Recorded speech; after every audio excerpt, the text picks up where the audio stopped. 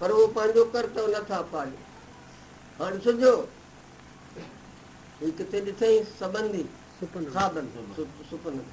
हाणे अखि खुली पोण काॾे जेके मूं वठी विया ऐं जेके हिते वीह उहे कर्तव्य नथा पाले सुपने मूं हाणे को शोक कंदो फिकर को कंदो चिंता कंदो ऐं जीअं राइन में कर्तव्य नथा पाले उहो को कंदो शोक कोन कंदो। ये ज्ञानी शोक नथो करे भाई खणी जीअं भाई हाणे ज्ञानी खे वठी वञिबो जिते शादी वादी थी थिए उते वञी हाणे ॿिया वेठा निकिरंदो वेठो कंदो उते मथे ते गंदी विझी ईअं कोन कंदो ठीकु आहे न या जिते को सुर्गवास थियो आहे या सुर्गवासण थी आहे उते खणी पंज वेंदो त उते वरी जीअं वेठा आहिनि ॿिया तीअं ईअं करे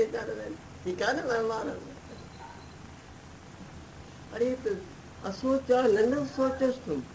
जंहिं ॻाल्हि जो शोक करणु न खपे तुंहिंजो तूं शोक पियो कर ऐं ॻाल्हियूं पियो करे पंडित माना तत्वदर्शी ज्ञानियुनि जूं इन करे ज्ञानी कीअं ॻाल्हियूं सिखी करियूं गीता तां शुरू थी श्री राम जेसीं आत्मबोध न थियो अर्जुन खे तेसीं ताईं कि तेसीं ताईं पंहिंजे कर्म में जेको कर्म करणो हुअसि उन में परिवर्तन न थियो। जॾहिं ठीकु ठीकु हुनखे आत्मबोध थियो आहे कृष्ण ॿुधियो आहे पुछियो आहे अहिड़ो ध्यानु हेतिरो ॿुधाए में 700 श्लोक गीता जा हाणे जो अची समाप्त थिया कुझु को तोखे फ़ाइदो थियो त वधी चई नष्टो मोह स्मृति लभ हे अचुत अचुत माना पंहिंजी स्थितीअ खां न करण वारो हे अचुत तुंहिंजी कृपा सां नष्ट हो मोह मुंहिंजो मोह माना अज्ञान आस्थी नष्ट हो मोह स्मृति लभ मूंखे हा ख़बर पई तव्हां शरीर आदिकनि खां धार आहे ऐं आत्मा सत ॼाण आनंद स्वरूप ऐं इहा बि मूंखे सुमति अची विया त खितरी कुल में मुंहिंजो जनम आहे धर्म जी युद्ध करणु मुंहिंजो कर्तव्य करीश तव वचन तव्हांजी आज्ञा जी बेड़ी नेरम जी त जीअं वेदन में कर्म उपासना ज्ञान आहे भगवत गीता में कर्म उपासना ज्ञान हाणे जेके हितां ॻाल्हियूं ॿुधियूं कुझु कर्म जूं थोरी उपासना जूं भॻवान जी उपासना कजे जंहिं एतिरो असांजे वास्ते ठाहियूं ठीकु आहे न हाणे ज्ञान कांड थो हले ज्ञान कांड में साईं माना छा कि ज्ञान कांड में अथव हाणे ॾिसिजो बाजीगर आहे ते वठी पंहिंजी माया फैलाई हिकु मां अनेक थी बाक़ी थिए थो न बाजीगर बाज़ी कंदो कीअं वठी मुंहिंजी पंहिंजी माया फैलाई हाणे अने हिकिड़े मां अनेक थी वरी हाणे ॾिसिजो पंहिंजी माया कीअं खणी कई रुगबान पहिरीं घणा हुआ पहिरीं कहिड़ो हिकिड़ो इहो न बाजीगर पंहिंजी माया फैलाए त अनेक थी विया वरी हिकु जो ठीकु आहे न नेरम जी की त आहे हिकु रुक वाहिद पंहिंजी माया सां अनेक ॾिसो जीअं तूं पंहिंजी माया फैलाए थो सुपननि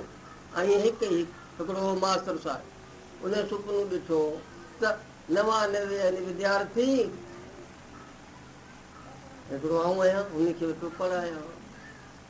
अखि खोली त पाण खे ॾिठी हाणे विद्यार्थी न पाण ई पाण ॾिसणो आहे श्री राम त जेकी अनेकता ॾिसण में अचे थी उहो छा आहे कि माया करे परती थिए आहे अरे साईं उन ॻाल्हियूं कीअं असीं सम्झंदासीं अरे अदाण मुंहिंजूं ॻाल्हियूं छॾियो तव्हां खां को पुछे अड़े जॾहिं सृष्टियूं न हुयूं तॾहिं छा केरु हो छा हो साईं तॾहिं त हिकिड़ो भॻवानु चऊं भला परले में छा कि परले में बि हिकिड़ो भॻवानु अड़े त आऊं छा थो चवां ऐं इहा ई तव्हां वारी ॻाल्हि त करिया न ॿी ॻाल्हि जरा हूअं थोरो त हीअं तव्हां हूअं बसि ॻाल्हि साॻी कीअं ॾुखी आहे फलाणो छा आहे पहिरीं पोइ अन पोइ बि रहियो अन कन कानू ऐं पन विचण जो निकिरी पहिरीं बि ॿाजर हुई वरी संग थिया पोइ ॿाजर ठीकु आहे न त आहे हिकु ही माया करे अनेकता परती थिए थी हवा करे जीअं लहरियूं अनेक परती थींदियूं सोनारे जे हथ जी सफ़ाई करे जीअं अनेक प्रकार जा हार वग़ैरह गहना परती थींदा कुंभर जे हथ जी सफ़ाई करे जीअं घणा मिट माटियूं घणी परती थींदी पर ठाहे ॾिसूं त उन में मिटी परती थींदी ॿी मिटी आहे ॿियो कीअं कोन्हे नालो ऐं शिकल उनजे हथ जी सफ़ाई चवाओ कीअं हुते की हुते बि ठाहे ॾिसंदासीं रुॻो सोन हुते बि ठाहे ॾिसंदासीं रुॻो पाणी न का लहर न को फर हिते की हिते बि ठाहे ॾिसंदासीं त हिकु ई तुन हिक जी ॻाल्हि हले जेका अनेकता आहे सा भरम हिकु हींअर पेक की हींअर पेक लहरियूं जो तूं अनेक ॾिसे पियो करे छा अड़े हिकु पाणी पाणी पाणी ते नज़र कर त हिकु आहे लहरियूं भरे पियो ॾिस पर पाणी ते नज़र कंदे त हिकु शरीर कोन्हे शरीर आहे पंजे तत्व हिन में जेका गर्माश था ॾिसो इहो ॿाहिरि ॾिसो आहे जेकी पाणी थियूं शयूं खून वग़ैरह थो इहो पाणी जो हिसो आहे गर्माशूं हिन में शरीर में आहे कीअं ॾिसी करे ॾिसे गर्माश हली वञे अदा कीअं अदा थधो थी हिन में गर्माश जो को हिसो आहे उहो ॿाहिरि जो हिसो पाणी थियूं शयूं इहे पाणी जो हॾ वग़ैरह जेके आहिनि कोनारियूं दाड़ियूं ऐं मां दंद बंद के इहे जेके ॾिसो था वार ॿार इहो मरी ज़मीन जो श्री राम चुरण फिरण ऐं साह पियो हले कीअं हवा जो हिसो आहे ठीकु खण खणी इहो आकाश जो हिसो आहे हा सुई खणी हली वञे थी आकाश आहे पाण पोलार चऊं